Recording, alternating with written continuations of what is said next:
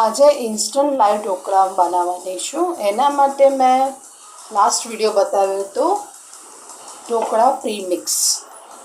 તો આજે ઢોકળાનું પ્રીમિક્સ મેં બનાવ્યું હતું. લાસ્ટ વિડીયો તમે જોઈ શકો છો.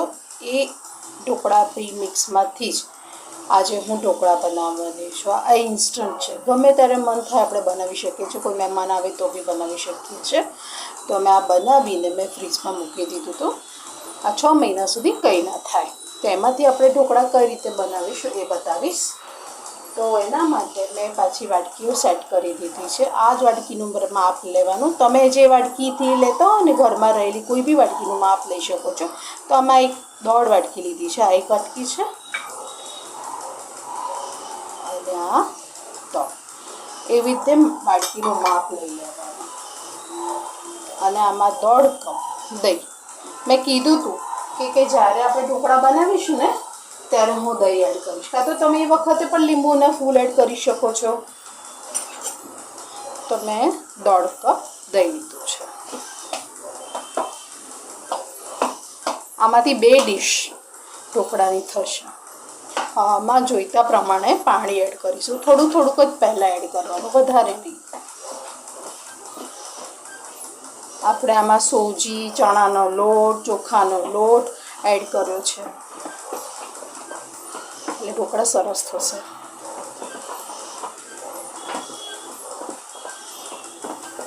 હવે આને પલાળીને 10 મિનિટ માટે રેસ્ટ આપીશું.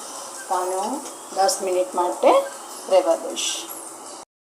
10 મિનિટ થઈ ગઈ છે. આપણે ચેક કરી જોઈએ સોજીએ કેટલું પાણી એબ્ઝોર્બ કર્યું છે. તો ઘણી ઠીક થઈ ગઈ છે, જો તમે જોઈ શકો છો. તો હજી આમાં પણ થોડુંક પાણી એડ કરીશું.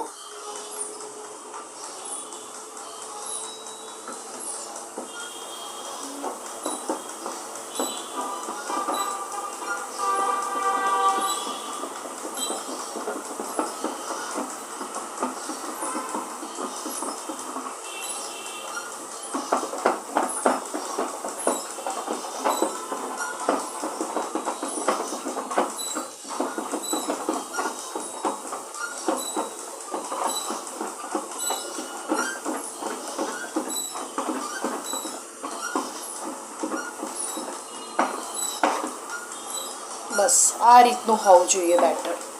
નહીં વધારે થીક, નહીં વધારે જાડું.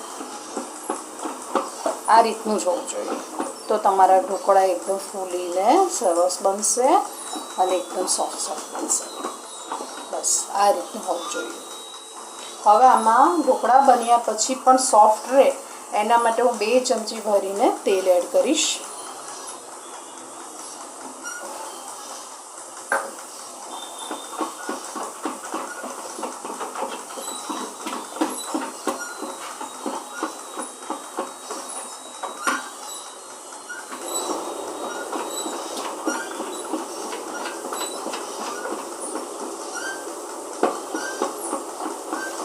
મેં પ્રીમિક્સ બનાવીને રેડી રાખ્યું હતું, એટલે અત્યારે મારે કંઈ જ એડ કરવાની જરૂર નથી. બધું પ્રીમિક્સમાં આવી ગયું હતું.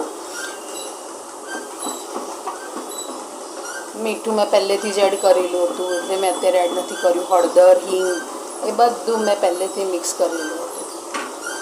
હવે આમાં હું 1 ચમચી ભરીને ઈનો એડ કરું છું. તમારે ખાવાનો સોડા લેવો હોય તો પણ લઈ શકો. બેટર વધારે ઈનોથી આવશે રિઝલ્ટ. તો 1 ચમચી મેં ઈનો લીધું છે અને એક્ટિવેટ કરવા માટે 1 ચમચી જેટલું લીંબુનો રસ. મેં એક બાજુ પાણી ગરમ કરવા મૂકી દીધું છે. પાણી થઈ ગયું છે. જ્યારે તમે ઢોકળા બનાવો પહેલાં પાણી કરી દેવાનું, પછી જ ઈનો એડ કરવાનો, એ પહેલાં નહીં.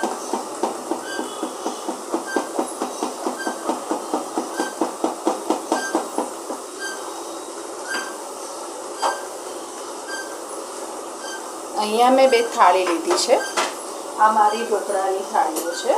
એને પહેલાં તેલથી ગ્રીસ કરી દઈશ.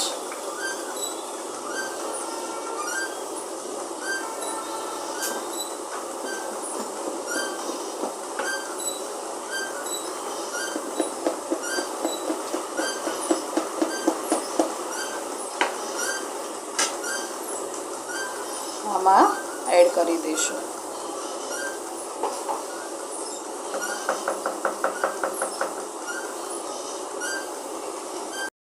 પાણી ઉકળી ગયું છે. આ જે ઢોકળાની ડીશ છે ને એ મેં અંદર એડ કરી દીધી છે.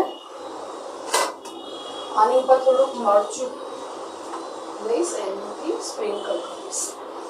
મરચું લીધું છે, એનાથી હું સ્પ્રિંકલ કરી દઈશ. આને હાઈ ફ્લેમ પર જ આપણે કરવાનું છે, તો 10 મિનિટ માટે આને થવા દઈશું.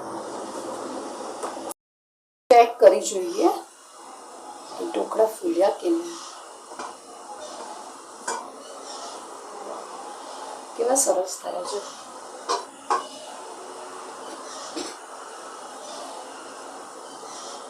અહીંયા મેં એક સ્ટીક લીધી છે. ચેક કરું છું, ચોંટતું નથી. થઈ ગયા છે ઢોકળા, તો હું ગેસ બંધ કરી દઈશ અને એને નીચે ઉતારી દઈશ. પછી ઠંડા થશે પછી હું એના કાપા પાડી દઈશ. ઢોકળા ઠંડા થઈ ગયા છે અને કેટલા સોફ્ટ થાય છે જો જોઈ શકો છો તમે. તો હવે એના કાપા પણ આપણે પાડી દઈશું.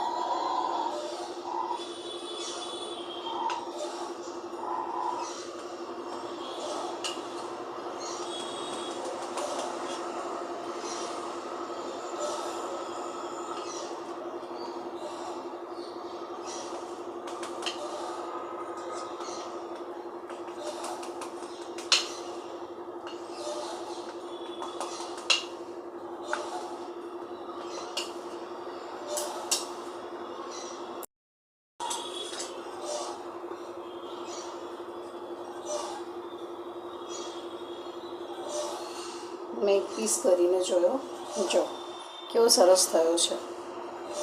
એકદમ સોફ્ટ થાય છે, જોયા તમે, અને જાળીદાર. તો આવી રીતે બધા પીસીસ કરીને હું રેડી કરી દઈશ. ઠંડા થશે ને એટલે કરવાના. જો થયા છે ને એકદમ સોફ્ટ. તો આ રીતે બધા હું પીસીસ કરી દઈશ.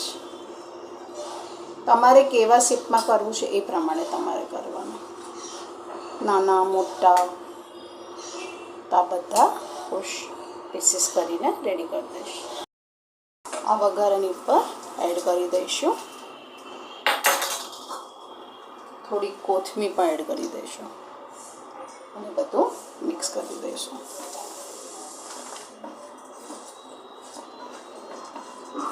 તમારે નાના પીસીસ કરવા હોય તો પણ તમે કરી શકો છો. લાઈવ ઢોકળા બનીને રેડી છે. મેં જો ઢોકળાનું પ્રીમિક્સ બનાવ્યું હતું ને એમાંથી જ મેં બનાવ્યા છે. તો હું સર્વિંગ પ્લેટમાં સર્વ કરી દઈશ. તો તમને મારી આ રેસીપી કેવી લાગી? ઇન્સ્ટન્ટ ઢોકળા પ્રીમિક્સમાંથી મેં ઢોકળા બનાવીને રેડી કરી દીધા છે, લાઈવ ઢોકળા. તો તમને મારી આ રેસીપી કેવી લાગી? તમે સોસ સાથે, ચટણી સાથે સર્વ કરી શકો છો. તો તમને મારી રેસીપી સારી લાગી હોય તો લાઈક કરજો, કોમેન્ટ કરજો અને સબસ્ક્રાઈબ કરજો. Thank you for watching.